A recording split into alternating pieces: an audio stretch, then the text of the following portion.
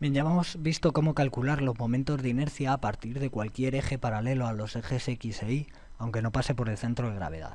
Ahora lo que vamos a ver es cómo calcular los momentos de inercia respecto de cualquier sistema de coordenadas X e Y que pase por el centro de gravedad, vamos a llamarlos X' y', que pase por el centro de gravedad pero que esté girado un determinado ángulo alfa respecto de estos ejes.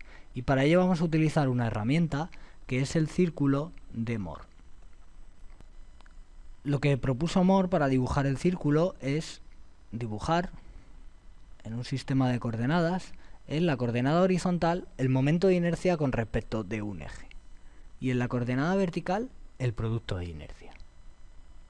Bien, ¿cómo vamos a hacer eso? Por ejemplo, este eje X vendrá determinado en este plano por un punto, y ese punto se corresponderá con el momento de inercia y su X será la coordenada horizontal, y la coordenada vertical será el producto PXY.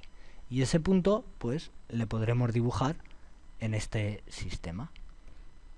Y sub X, PXY. Si giramos un determinado ángulo alfa, lo que vamos a obtener va a ser otro valor del momento de inercia. Vamos a llamarlo I sub X', y otro determinado valor del producto de inercia, PXY'. Y ese punto pues ocupará una posición diferente dentro de este plano.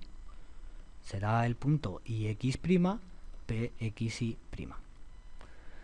Bien, pues lo que dice Mohr es que podemos hacer este giro y iremos encontrando diferentes puntos. Diferentes puntos que irán apareciendo, y todos esos puntos, como podéis ir intuyendo, van a formar un círculo. Bueno, lo que he dibujado no es exactamente un círculo, pero van a formar un círculo.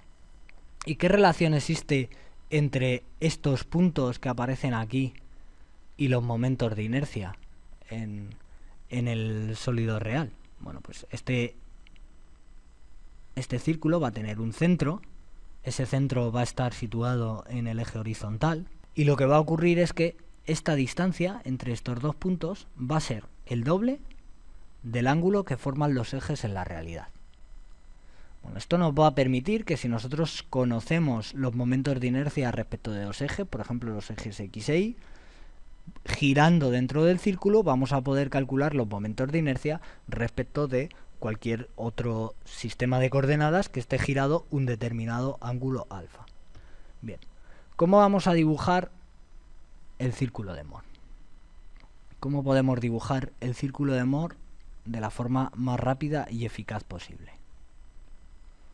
Bueno, vamos a situar las coordenadas de un punto cualquiera, por ejemplo, el punto X. Suponemos que hemos calculado el momento de inercia respecto del eje X, el momento de inercia respecto del eje Y y el producto de inercia, PXY. Si yo dibujo el punto correspondiente al eje X, es decir, Y sub X sería la coordenada horizontal y PXY sería la coordenada vertical, esto sería Y sub X, y esto sería PXY. También puedo dibujar el punto correspondiente al eje Y. Ese punto va a venir determinado por su coordenada horizontal, Y sub Y, y en la coordenada vertical vamos a poner menos PXY. Este sería el punto Y sub Y, menos PXY. Bueno, si hemos dicho que los ángulos en el círculo de Mohr son el doble que en la realidad X e Y están separados 90 grados. En el círculo de Mohr estarían separados 180 grados, lo que quiere decir que X e Y forman un diámetro del círculo de Mohr. Si X e Y forman un diámetro del círculo de Mohr, podemos calcular fácilmente la posición del centro del círculo de Mohr.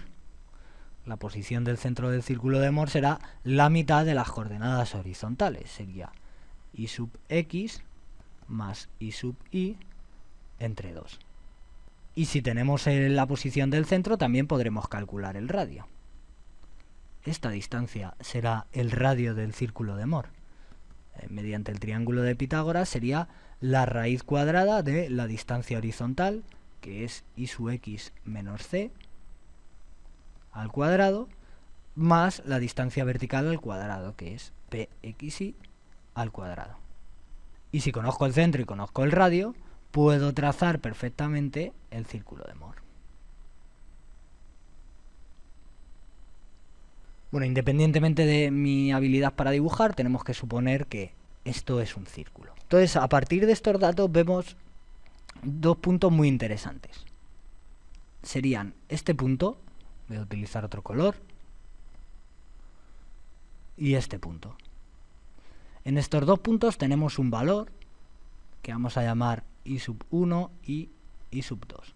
Estos dos puntos son los dos momentos principales de inercia. ¿Y por qué los denominamos principales? Porque en estos dos puntos el producto de inercia vale 0. Son los puntos en los que el círculo de Moore cruza con el eje horizontal. Calcularlos sería muy sencillo. I sub 1 será el centro más el radio. Y el segundo momento principal de inercia sería el centro menos el radio. ¿Por qué son importantes? En primer lugar, porque I sub 1 es el momento de inercia máximo que podemos encontrar.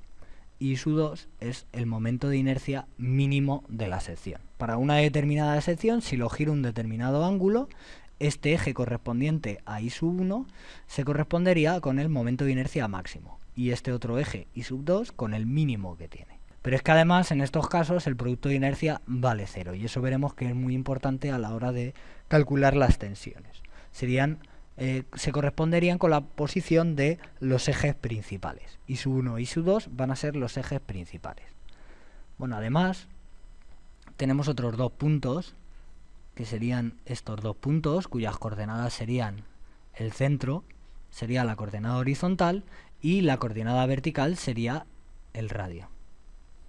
Y en este caso la coordenada horizontal sería el centro y la coordenada vertical sería menos el radio. Bueno, estos dos puntos tienen la particularidad de que está el producto de inercia máximo. El máximo producto de inercia va a ser igual al radio del círculo de Moore.